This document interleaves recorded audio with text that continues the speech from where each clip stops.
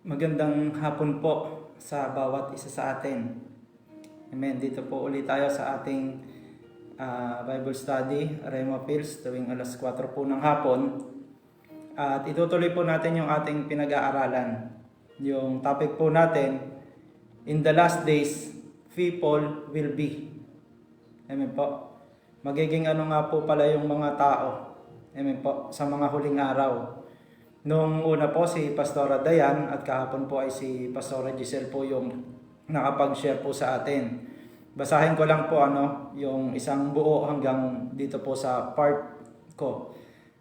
In the last days, people will be. Amen po. 2 Timothy chapter 3 verse 1 to 7. Yung una po, lovers of their own selves, covetous, boasters, proud, blasphemers. Ayan po yung kay Pastora Dayan. At yung next naman po na kay Pastora Giselle kahapon, unthankful, unholy, without natural affection, truce breakers, false accusers. At ngayon po yung pag-aaralan natin, dito naman po sa 11 to 15. Incontinent, fierce, despisers of those that are good, traitors, heady. Sa Tagalog po, basahin po natin 2 Timothy chapter 3 verse 1. Umpisahan ko po ng mabilis lang. Sabi po ni Apostol Pablo kay Timoteo, ngunit unawain mo ito, na sa mga huling araw ay darating ang mga panahon ng kapigatian. Verse 2, sapagkat ang mga tao ay magiging maibigin sa kanilang sarili, maibigin sa salapi, mayabang, mga mapagmalaki, mapanlait, suwail sa magulang, mga walang utang na loob, walang kabanalan, walang katutubong pag-ibig, mga walang habag. Amen po. Mga mapanirang puri. Ito na po yung sa atin ngayon. Mga walang pagpipigil sa sarili, mabangis, mga hindi maibigin sa mabuti, mga taksil, matigas ang ulo. At meron pa po yung kasunod para po bukas. Ito po yung sinasabi ni Apostol Pablo kay Timoteo na in the last days. Amen po. Na yung mga tao magiging ganito. At makikita po natin yan sa marami sa atin.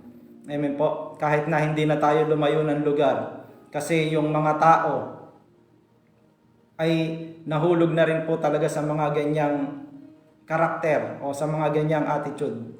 Yung number 1 po, sabi niya ganon, yung incontinent o yung tinatawag na pwede ring lacking self-control. Yung hindi mo na mapigilan yung sarili mo na kung ano yung mga bagay na nagagawa o natin o nung madalas mga taong talagang hindi kumikilala sa Diyos. Sabihin na natin mga hindi mananampalataya. Amen po. Yung lacking self-control, ito yung wala ka ng pakialam eh. Pero kung titingnan po natin, lalo na sa mga social media, minsan yung mga pag-abuse ng mga tao doon sa kapwa-tao nila, talagang wala na rin control. Amen po. Yung kumbaga, kahit na anong gawin, pwede na. Kahit na anong sabihin mo, pwede na. Meron nga po, kahit na sabihin na natin, hindi physical. Amen. Madalas yan doon sa pananalita natin. Amen po. Madalas yan doon nga sa dila eh. Yung dila pa lang, yan talaga, totally wala talagang makakontrol. Amen po. Kaya nga merong isang quotation na ang sabi niyang ganon, the tongue has no bones. Yung dila natin, wala po siyang buto. Wala siyang matibay na, kumbaga pagkaka-structure sa katawan. Hindi katulad po na itong kamao na to, na pagka nagalit ka, pwede mong gamitin yan para masaktan yung tao. Kung hanggang saan talaga yung gusto. Kasi yung tao talaga may free will yan. Talagang pag gusto manakit niya, mananakit yan. Pero sa kabila po nun, kahit na hindi tayo gumamit ng mga physical sa pagiging incontinent natin o yung pagiging walang control natin. Minsan sa salita pa lang, sa dila pa lang. Kaya nga sabi ng isang quotation, the tongue has no bones. Ibig sabihin, pure muscle siya. Amen po, pure muscle, but strong enough to break a heart. Sapat ito para yung puso ng tao wasakin. Amen po, yung puso ng tao talagang, minsan maririnig pa natin yan sa yung mga anak sa magulang.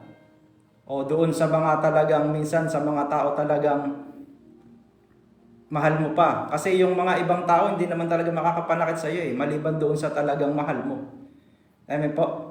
Sabi niya, the tongue has no bones, but strong enough to break a heart. So be careful with your words. Hindi na natin kailangan pang gumamit ng mga dahas ng kung ano-ano pa, armas, kamao o kung ano man. Yung dila lang sapat na po iyon Pag nawalan niya ng self-control, talagang yan ay kayang sumira. Amen po, kayang magwasak po ng puso ng tao. Sunod po yung fierce. Pwede ring brutal. Amen. Yung mabangis. Marami na kasing mga term na po pwede Pwede siyang brutal. Kumbaga talagang mabangis. Naalala ko po nung dati, binata pa ako, wala pa akong asero. Meron kaming pinanood yung sa pagiging brutal ng mga tao. Kung alam niyo po yung Band from Asia. Doon talaga makikita mo talagang brutal. Kaya tinawag na Band from Asia yon kasi hindi siya pwedeng palabas sa social media, sa TV. Hindi siya pwede. Kumbaga yung mga ilang tao lang na nakakaalam nun, pag sinerge nila, yun yung mapapanood nila.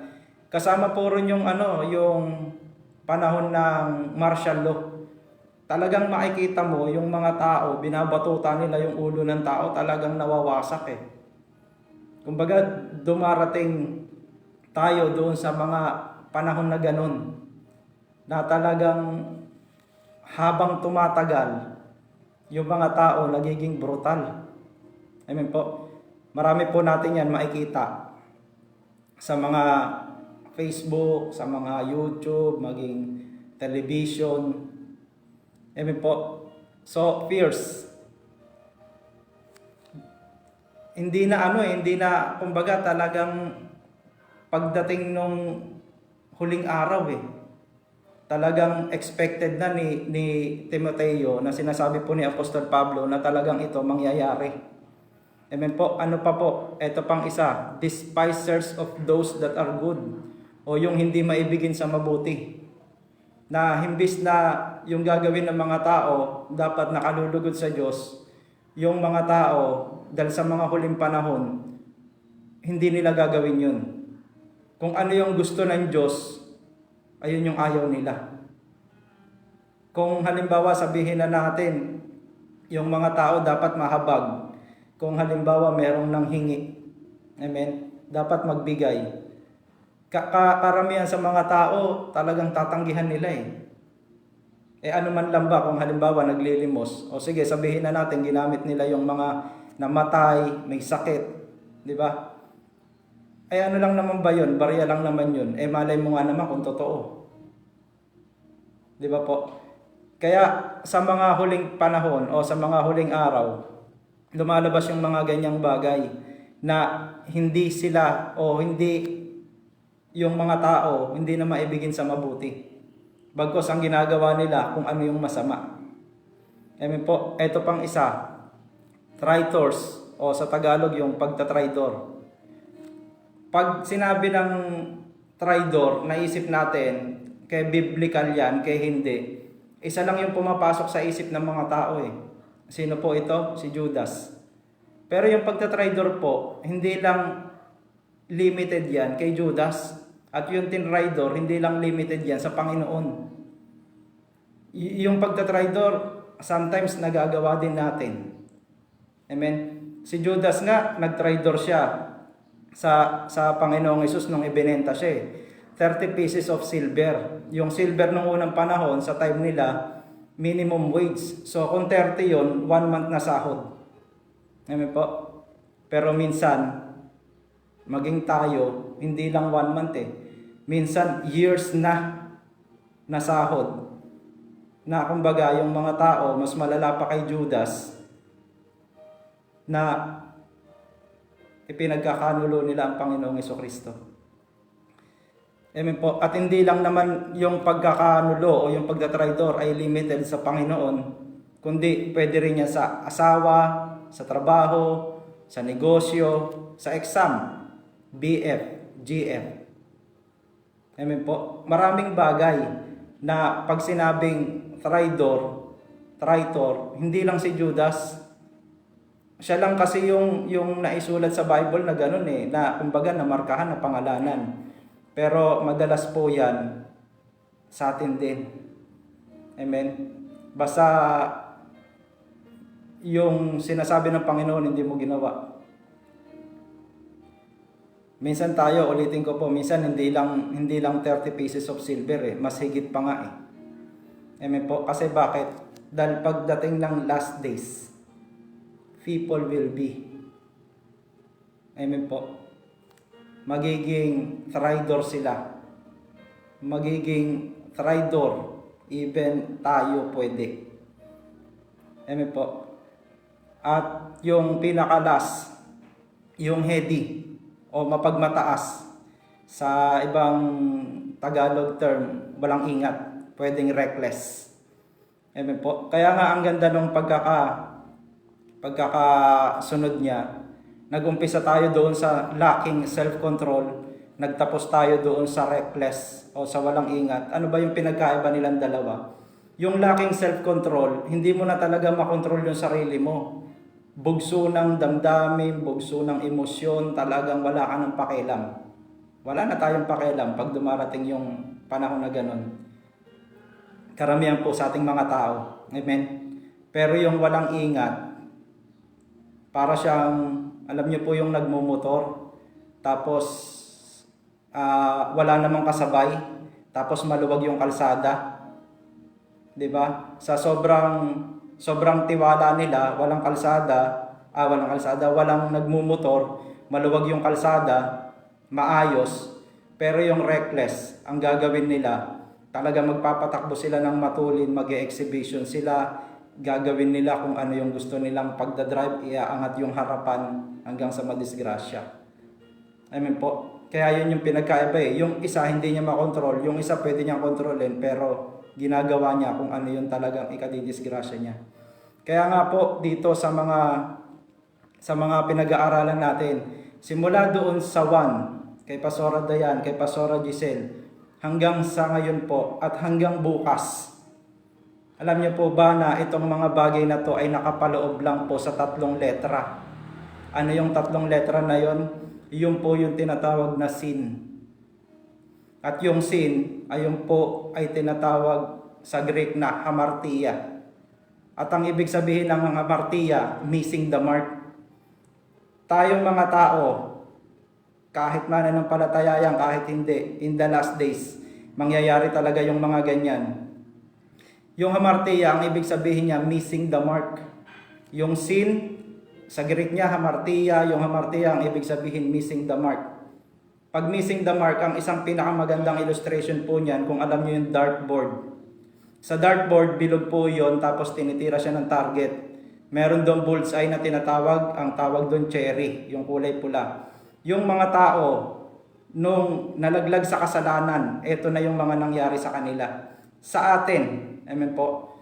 Praise the Lord, nakakilala tayo sa Panginoon at unti-unti po tayo naiaayos. Kasi tayo ganito rin Kinatuparan din talaga nung sinabi ni Apostol Pablo Pero yung missing the mark, yung pag tumira ka dun sa dartboard, hindi mo ma-bullseye.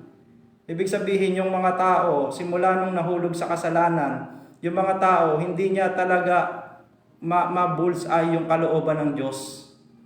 Hindi natin talaga matamaan kung ano talaga yung kalooban ng Diyos. Kaya kung ano yung mga ginagawa natin, ayun yung hindi karakter ng Diyos.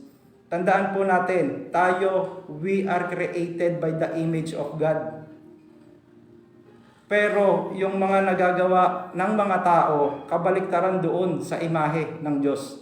At ako po ay naniniwala na yung image of God, ayun po yung character in terms. Ayun po yung attitude. Amen? Kaya nga dapat kung halimbawa tayo o yung mga karamihan sa ibang tao lacking self-control, dahil sa tinanggap mo na si Kristo, dapat tayo meron ng self-control eh. Dahil ayun yung bunga ng Espiritu para sa atin. Kung halimbawa, yung isang tao o yung tao fierce o brutal, dapat yung pag naging mananampalataya ka na, gentle ka na, kalmado ka na. O kalmado na tayo. Yung hindi magiging maibigay sa mabuti, dapat lover of good na yan. Yung traidor, dapat faithful na yan, dapat loyal na yan. Lalo na't nakakilala sa Panginoon. Yung mapagmataas, yung walang ingat, dapat may cautious na yan. Dapat maingat na po na yan. Amen po. Tandaan po natin na sa mga huling araw, darating itong mga bagay na to. Darating itong mga ugali na ito. Darating itong mga karakter na ito. Karamihan po sa mga tao. At praise God, tayo po na bilang mga mananampalataya ay nakilala ang Panginoong Jesucristo. At unti-unti na tayo rin ganito madalas. Pero malaki na yung nagiging bawas niyan dahilan po sa ang Panginoon tinanggap natin sa buhay natin. Tandaan po natin yung sinasabi ng Matthew 24:13. But the one who endures to the end will be saved. Kung sino man yung mananatiling tapat hanggang wakas, maliligtas. Amen po? Kaya dapat kung ano yung mga mangyayari ngayong mga huling araw, dapat hindi tayo kasama dun eh. Amen po? Hanggat maaari. Kasi bakit? Tandaan po natin, we are created by the image of God in terms of character. Kaya makikita natin dito eh, sa maraming utos ng Bible, sinamarize ng Panginoong Hesus sa dalawa. Love your God, love your neighbor. Ibig sabihin, karakter po iyon. Mas malaki, mas convinced din ako talaga na yung image of God na sinasabi ay yung karakter ng Diyos para sa atin. Kasi hindi naman talaga tayo yung, kumbaga parang kamukha tayo ng Diyos, may mata, may ulo, may kamay. So, pwede naman, 'di ba? Nilalarawan naman po ng Bible na ganun. Pero hindi talaga yun yung point eh. Ang point talaga doon, kung ano yung imahe ng Diyos in terms of attitude or character, ay ayun po dapat yung mabuhay para sa atin. Amen po. Yun lamang po. At maraming salamat po sa bawat isa sa atin. Abangan po natin yung karugtong po nito para bukas. In the last days, talagang makikita natin yung mga tao magkakaganito.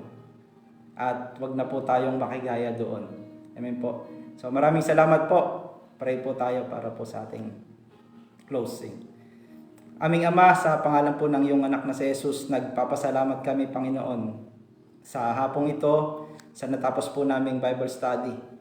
Dalangin namin, Panginoon, dahilan sa kami, O Diyos, ay nakakilala na sa iyo, na dati ring nangyari sa buhay namin itong mga bagay na to. Turuan niyo po kami, Panginoon Lord, na yung mga ibang tao, na pag dumating sa mga ganitong mga pag-uugali, kami na yung mga anak ay dalhin mo para sa kanila. Maging pagpapala at magiging pagbabago, Panginoon Lord, ng mga tao. Do alam namin, Panginoon Lord, na sa mga huling araw ay lalabas yung mga ganitong kaugalian sa mga tao.